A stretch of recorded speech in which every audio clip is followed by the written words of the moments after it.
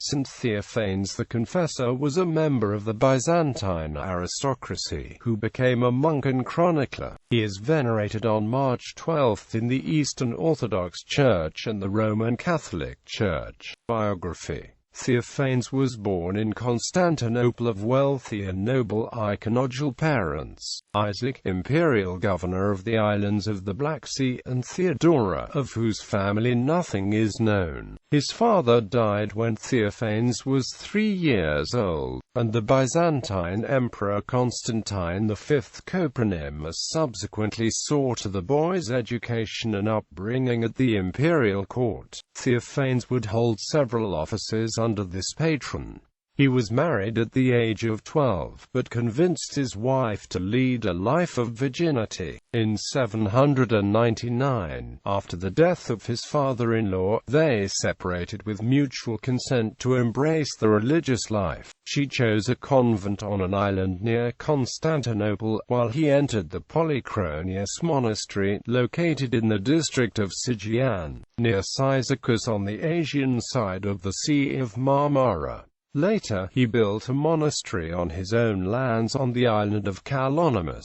After 6 years he returned to Sigriano, where he founded an abbey known by the name of the Great Acre and governed it as abbot. In this position of leadership, he was present at the Second General Council of Nicaea in 787, and signed its decrees in defense of the veneration of icons. When Emperor Leo V the Armenian resumed his iconoclastic warfare, he ordered Theophanes brought to Constantinople. The emperor tried in vain to induce him to condemn the same veneration of icons that had been sanctioned by the council. Theophanes was cast into prison and for 2 years suffered cruel treatment. After his release, he was banished to Samothrace in 817, where, overwhelmed with afflictions, he lived only 17 days. He is credited with many miracles that occurred after his death, which most likely took place on the 12th of March, the day he is commemorated in the Roman Martyrology Chronicle. At the urgent request of his friend George Sinchalis,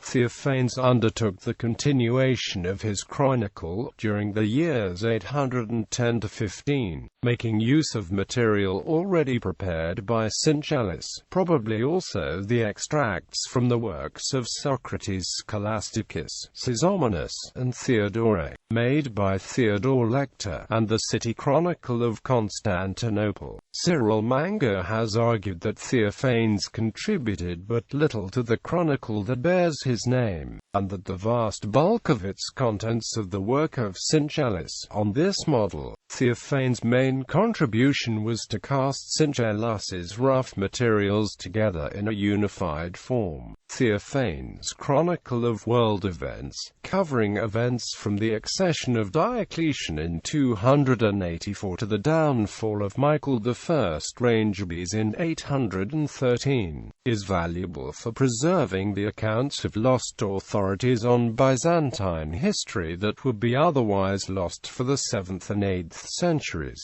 The language occupies a place midway between the stiff ecclesiastical and the vernacular Greek. The work consists of 2 parts, the first giving the history arranged according to years, the other containing chronological tables, full of inaccuracies. It seems that Theophanes had only prepared the tables, leaving vacant spaces for the proper dates, but that these had been filled out by someone else.